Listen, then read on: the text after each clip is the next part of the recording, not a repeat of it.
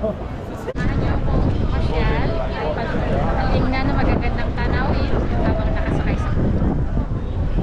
Let's go! Yan yung sasakyan natin guys. London Water Bus.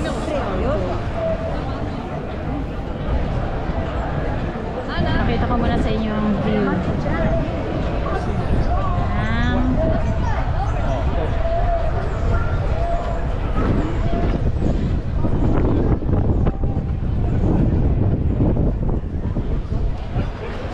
Dito tayo ngayon sa Hinamagi. Dito tayo.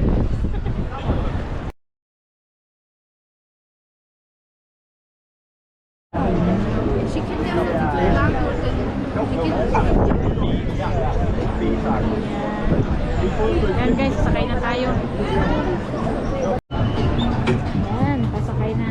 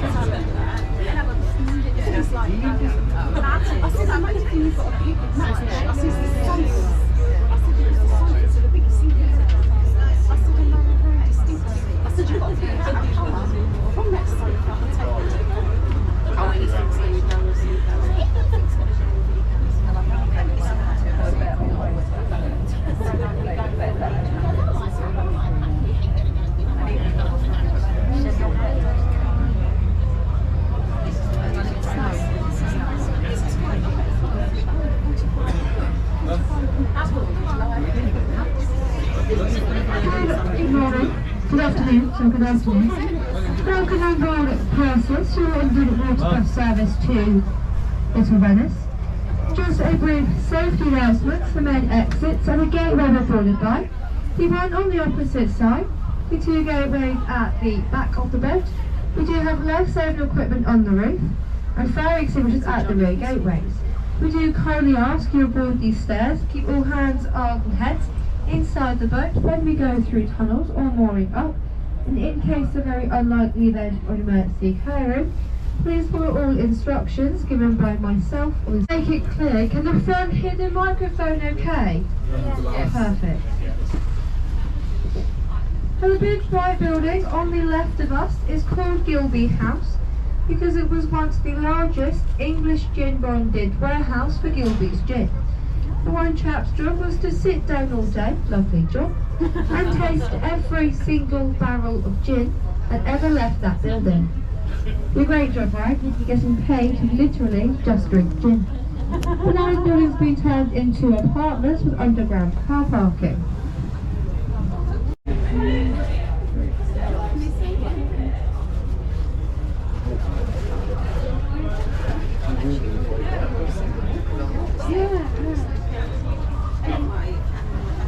Now on the left of us is Pirate Castle.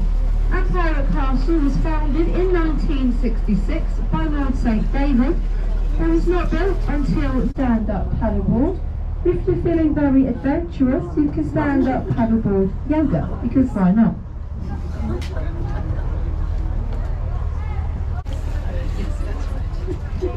So these bridges we're about to go under are the oldest mainline railways into London, built in 1837. They're also known as bridges number 18 and 17. And if you're wondering why canal bridges are numbered, in case we have any emergencies, they work as coordinates in how to find us.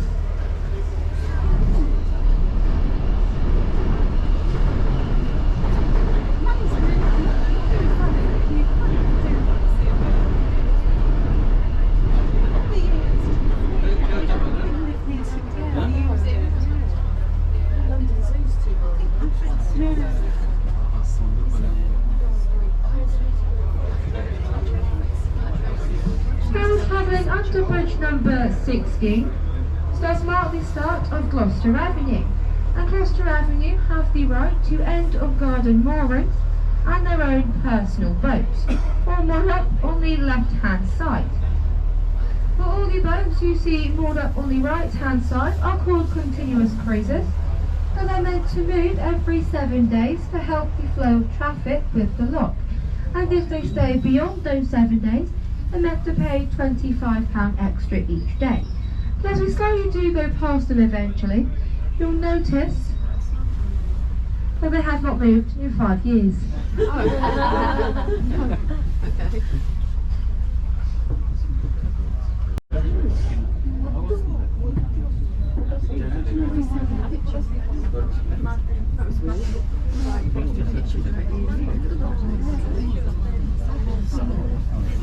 Side as well, and that's where they filmed the movie The Lady in the Van starring Maggie Smith. Never seen the film, but I have been told it's a really good film based on a true story. Also on the left hand side is our sister boat, it's Milton, driven by Andrew, crewed by Chrissy. Big smiles and waves only if they wave to you. Watch how miserable they are. Miserable boat. The driver's waves, easy waves. The happy boat. Now the cream-coloured building coming up on the left-hand side just before this bridge. And that building was once a set of apartments, and then believe it or not, this one guy decided to buy the whole building and live in only the top 3 floors. So now this house, or this building, is home to Noel Fielding, who is star of the Mighty Boosh and host of the Great British Bake Off. Now I'd love to tell you I've seen him. I have no idea what he looks like. We've also got another special boat coming up. Again on the left hand side, because boats always pass on the left for some reason. That's why I don't say my left and right. It's the Prince Regent. It is a restaurant boat. It serves fresh fish. That's a mouthful to say at once. Now on the right hand side is St Mark's Church, built in 1856. It's also destroyed in the Battle of Britain, rebuilt and reopened in 1957. And let me a little secret about the Prince Regent. It's a lovely looking boat, Resh. And did you know? It's the second slowest boat on the canal. That's its top speed, by the way, less than 5 miles an hour. Now just after this bridge we are going to take a sharp right turn. It's called the Cumberland turn as it runs continue going on to the left. So Cumberland Basin, Haymarket, past the St John's Wood Horse Barracks on the way. That was later filled in after Second World War, using the wartime rebel, leaving behind the Feng Shan Princess.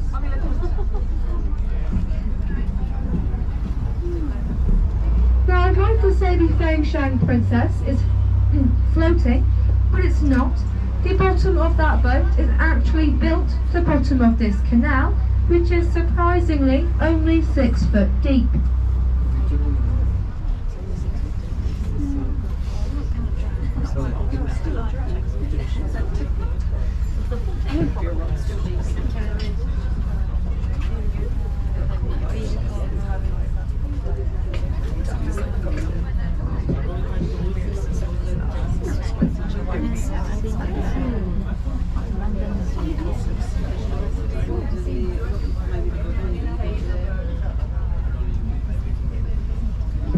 All the boats that are moored up on the left of us are technically not boats, they're just floating houses. As there was a law that stated a few years back now, if you was to moor up and live there permanently, you'd have to have your engines taken out. These boats no longer have engines, they're just floating houses. And they can cost £300,000. That's just to own one boat, and that's not the mooring fee either. But these ones are rented out to the zookeepers for London Zoo, because on the right hand side, just above the ugly wall, you see the greenhouses, and that's where they grow the exotic fresh fruit and vegetables for London Zoo, and without waiting a delivery of 2 weeks.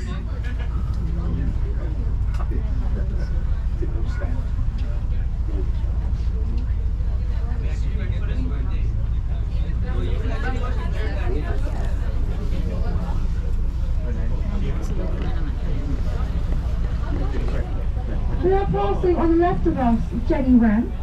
Lovely boat. At least these ones are happy to wave so far. There we go. We've got a few waves more. The driver won't wave though. Won't wave. Marcus. No. Ignored. Jenny Wren is also the fastest boat on this canal. We're second. Well, this boat is at least.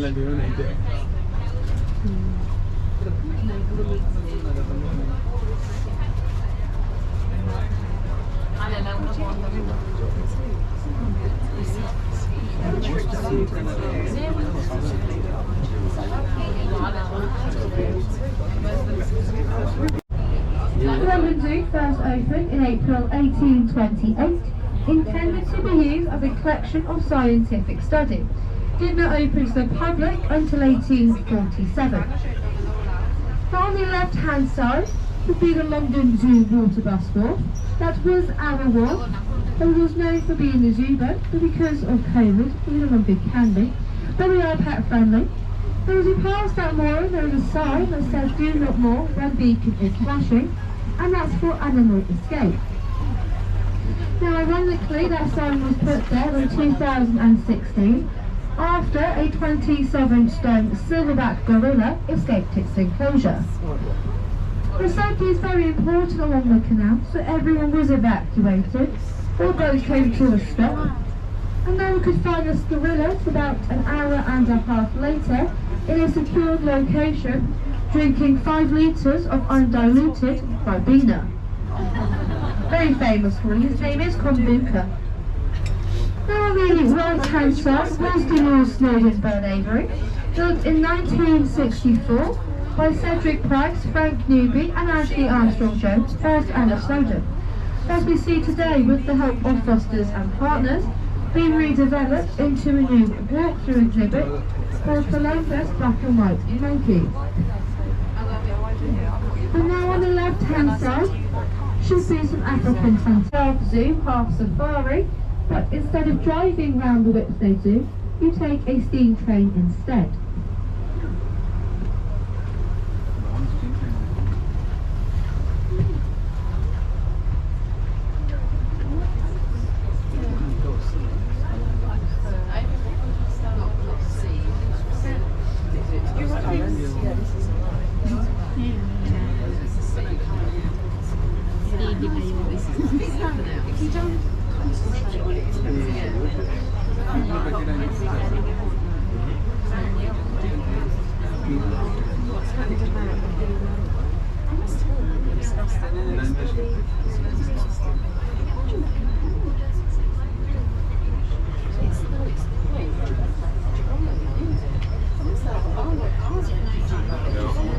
The Macclesfield Bridge, locally known as Blow Up Bridge, as in the early hours of 2nd of October 1874, a barge called the Tilbury, carrying 5 tons of gunpowder, 3 barrels of petroleum, going from one destination to another. Now I got to this bridge and the crew decided, don't know why, decided to light a cigarette over gunpowder and petroleum. Because why not? What's the worst that could ever happen, right? It was reported as the largest non-wartime explosion to ever happen.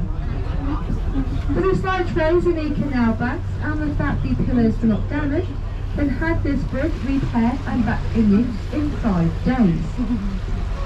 We're in 2022 and we still cannot figure out how to fix a pothole.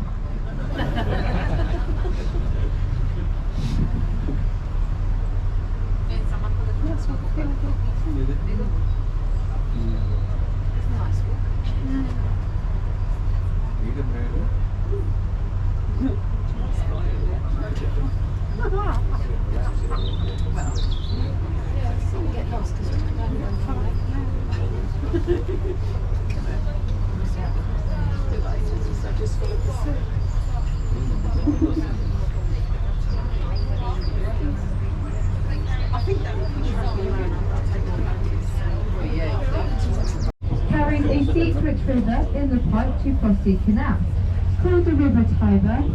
Not unlike many London rivers, the River Tiber is buried for most of its length. Its course does flow directly with Buckingham Palace, and in the medieval days it flowed directly to Tyburn Tree, which are a set of public gallows at Marble Arch where they had their public hangings. Also known as Bridge Number 8.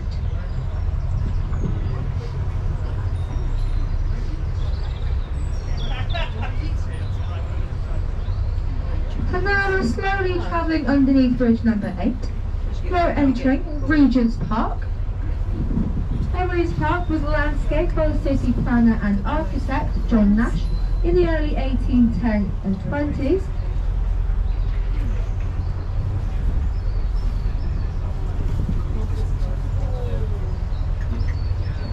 Did not open to the public until 1841. The Villa Mansions coming up on the left-hand side were built much later. Now there's 6 villa mansions, each one is built in different classical style from the last.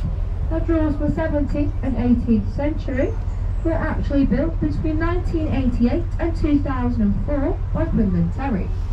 Now originally John Nash wanted to build 48 of these here. Turns out did not have the space for 48, so Quinlan Terry decided he could build only 6. These are just slightly bigger, as each house does contain 10 bedrooms, 8 bathrooms and 5 receptions.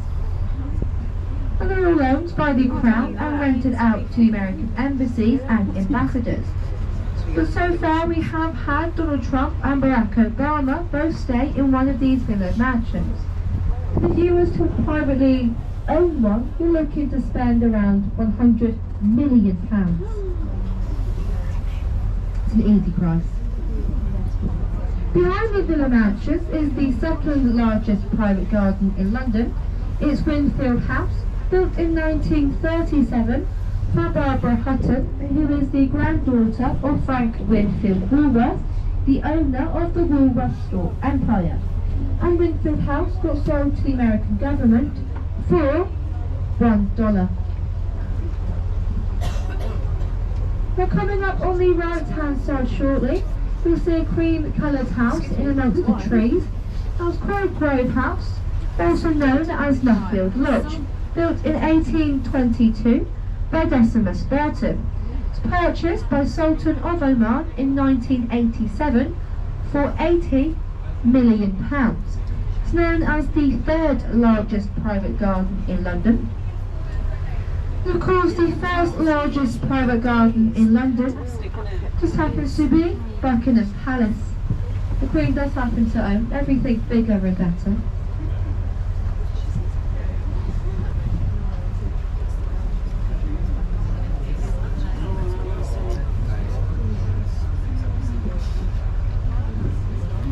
And another boat coming up on our left hand side is our other sister boat, Gardenia, driven by Joe, crewed by Phoenix. No one's brave unless they win. They're invisible. He's Phoenix and he's Joe does. He's got to worry about those two.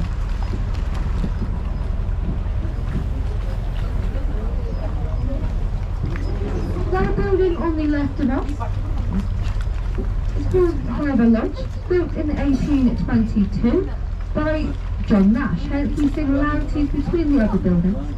It's a Grade 2 listed building. It's the most building that's unaltered. Now behind that is the Central London Mosque.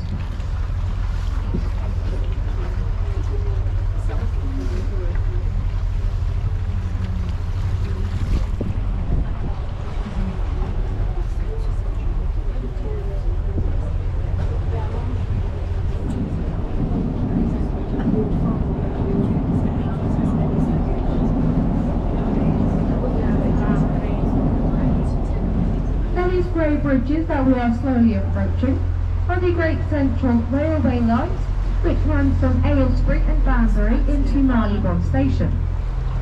The first grey bridge carries the Metropolitan Underground line from Baker Street to Amersham and all the way to Watford.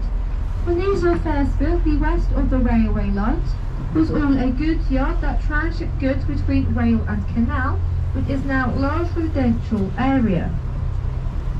When you travel underneath these bridges, you will notice there are a lot of pigeons. Just a lot of them. And on the side, it's a pigeon.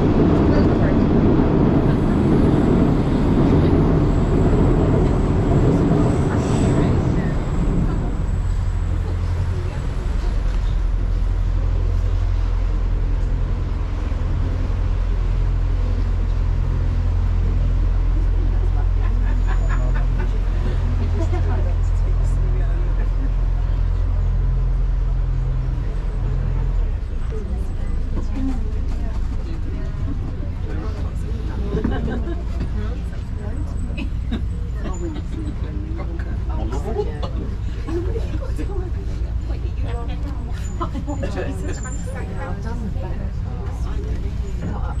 upstairs. I just see oh yeah, we've got to get to that. Regent's place.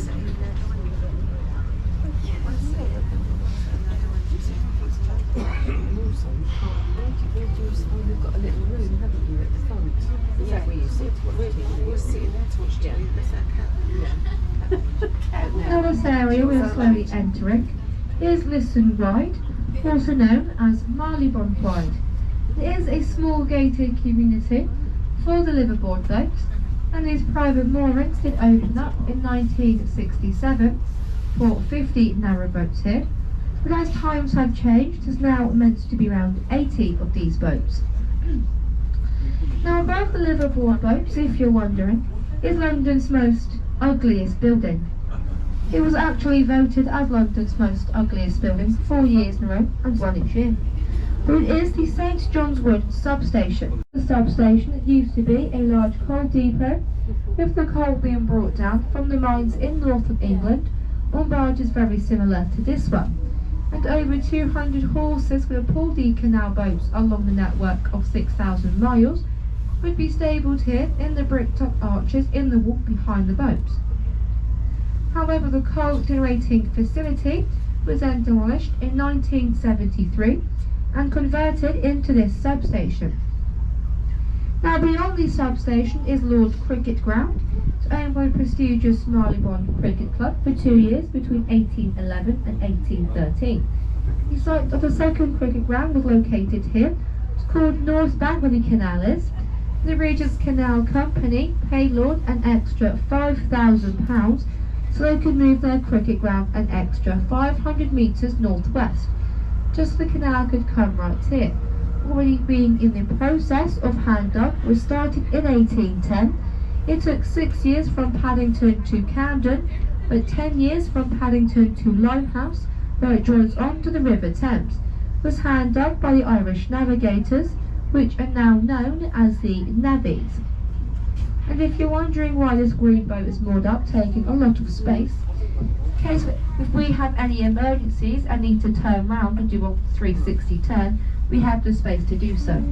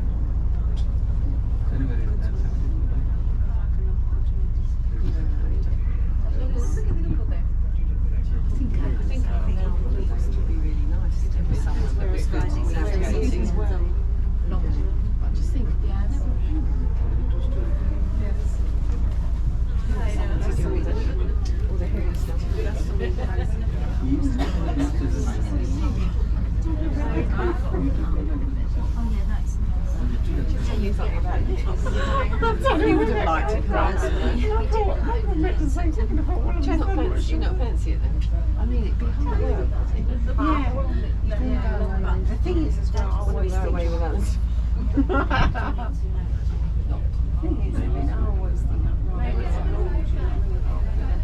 Yeah, but it's just, I suppose, the experience. Yeah. You want the weather to be nice. Yeah, that's the other thing, isn't it? I've always gone.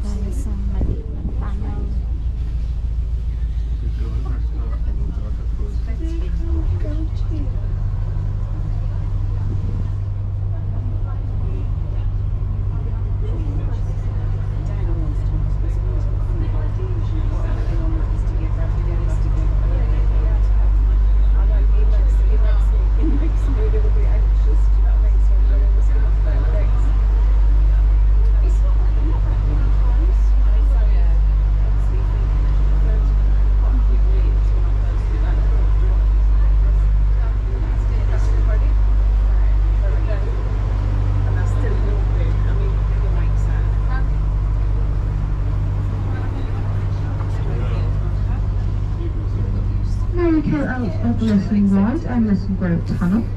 Plus we're making our way towards the Maida Hill Tunnel. And the Maida Hill Tunnel is 250 metres long. Hand built in 1812, it took 2 years to hand build this tunnel, and while building it they did forget to build a towpath alongside it. So these are cargo boats and being pulled along by horses. Now get to the entrance of this tunnel, all the horses would be unhitched and walked over the top of this tunnel, while 2 boaters would have had to use their own leg strength to walk the walls of the tunnel. They did that by laying a plank of wood across the boat, lying down and walking the walls, or even hanging on the side of the boat. Technique was called legging, and even poor street children offered to leg through this tunnel to wrap rags around to protect their bare feet and their toes, earned their nickname toe rags. It's also a tunnel where the expression "there is always a light at the end of the tunnel" comes from.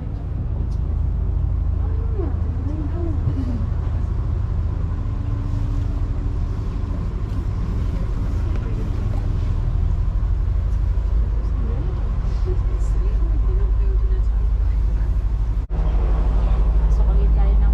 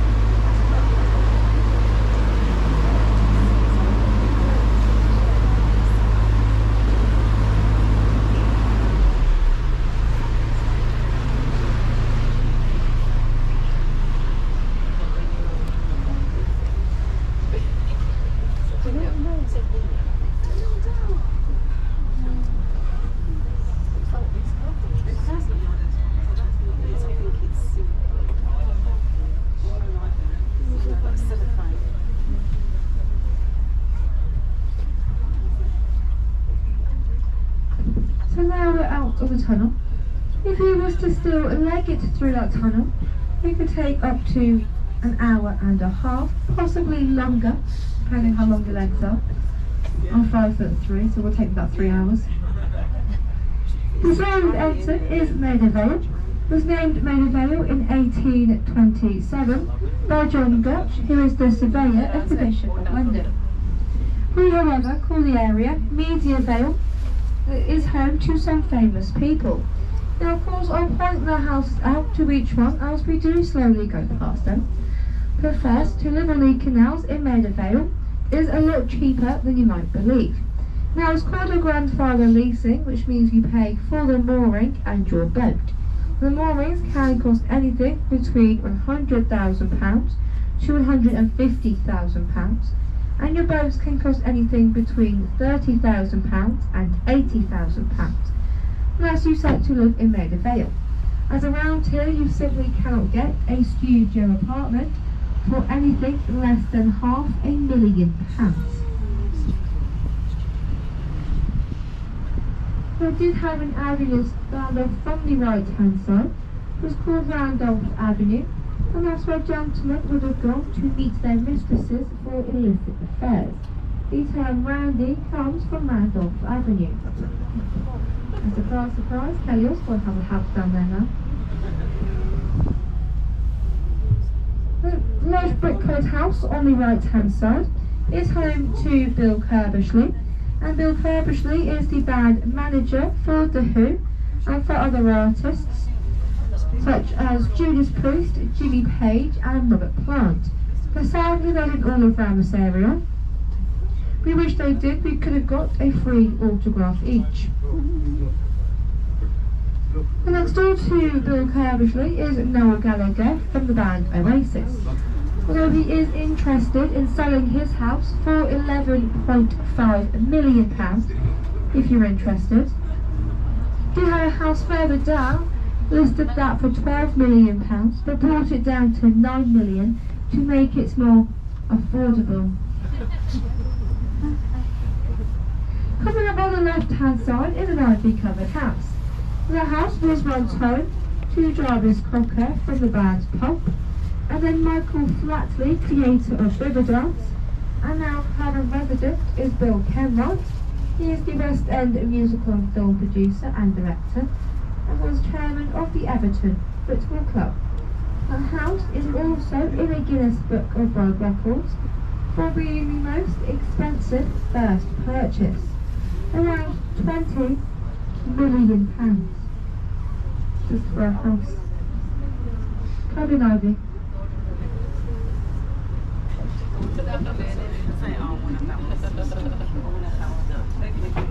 And coming up shortly on the right hand side are two famous boats. The first one is called Mayflower. The Mayflower was used in the 2019 BBC TV drama series Cormorant Strike. It had the famous kidnapping scene. The boat tied behind her for Lona.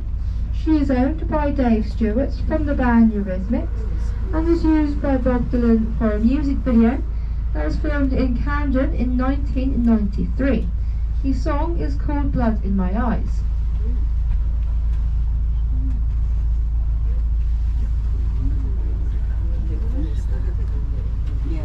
The large white house, again on the right hand side, is home to Paul Weller from the bands The Jam and the Style Council.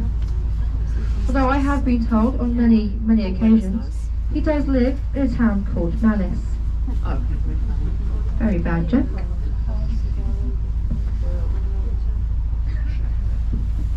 So coming up on the left hand side you see a large white house with a blue plaque. The house was once home to Jarvis Cocker, no, one person, was home to John Masefield, who was a famous poet. He lived there from 1907 till 1912, and while living there he wrote the famous poem An Everlasting Mercy. I've been told it's a really good poem. It's 4 pages long. And the last white house on the right hand side is home to the singer Lulu. For those who know who Lulu is.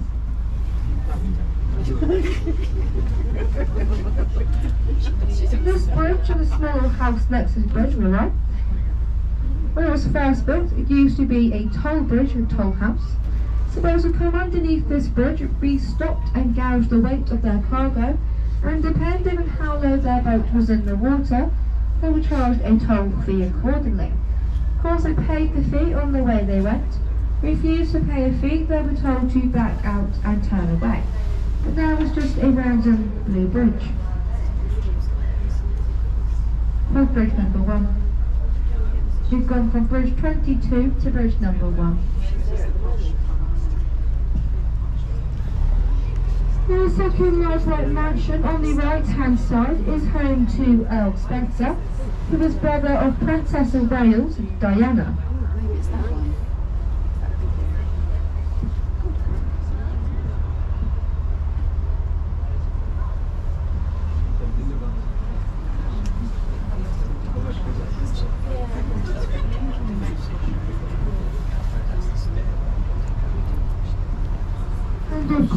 lovely, peaceful area, compared to Camden, peaceful area, is Little Venice. Now it was named Little Venice by Robert Browning after his wife sadly passed away in Venice, Italy. He came back to name it Little Venice. But we now call it Browning's Pool and Browning's Island, after them both. But Browning's Island, if you haven't guessed the way we're going to go around it, is actually a canal roundabout. I don't know why a canal needs a roundabout. Now this is home to our feathered friends, minus the swans. And by feathered friends I mean I actually have sat here once and named them. So every swan I see is called John. Every coot, which are blackbirds with the white beaks, are called Kevins. Moorhen, the blackbirds with the red beaks, are called Malcolms. My personal favourite, mallard ducks, whether female or male, they're called Dave. I haven't got a name for the Pritchard ducks, or the Canadian geese, or the Egyptian geese. So feel free to shout any names out, randomly. Doesn't have to be male names, by the way, just comes to my head when I see a bird. Oh, and cormorants are called Billy.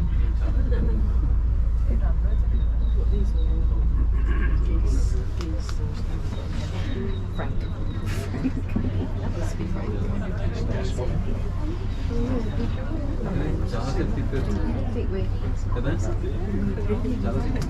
Now, I'm sure we can come to the end of our trip at Little Venice. So say a very big thank you for joining us today. We hope you have enjoyed your trip. If you did like your trip, my name is Freya, Skipper's name is Callum. If you really liked your trip, feel free to leave a review on TripAdvisor, or even a tip any tip during the fab. But if you didn't like our trip, I do apologise. You can call me Ben. Skipper's name's Rachel. Have a lovely afternoon, guys. We'll see you sometime soon.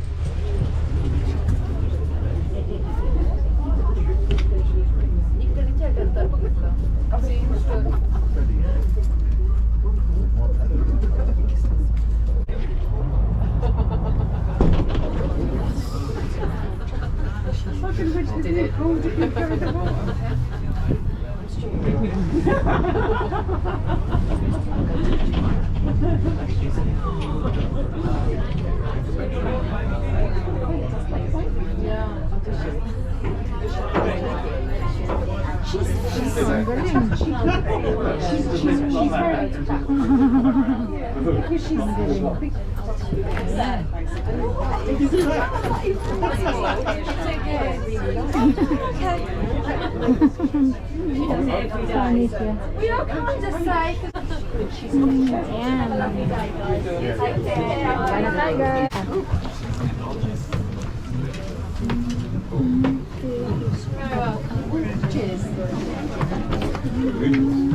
Bye guys.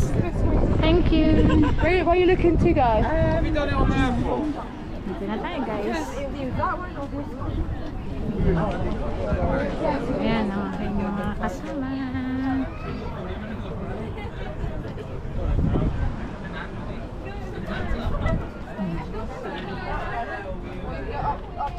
Ayan, tapos na guys.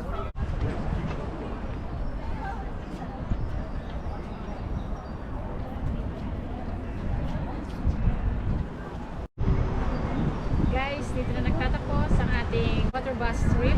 Sana nagustuhan nyo ang ating pamamasyal.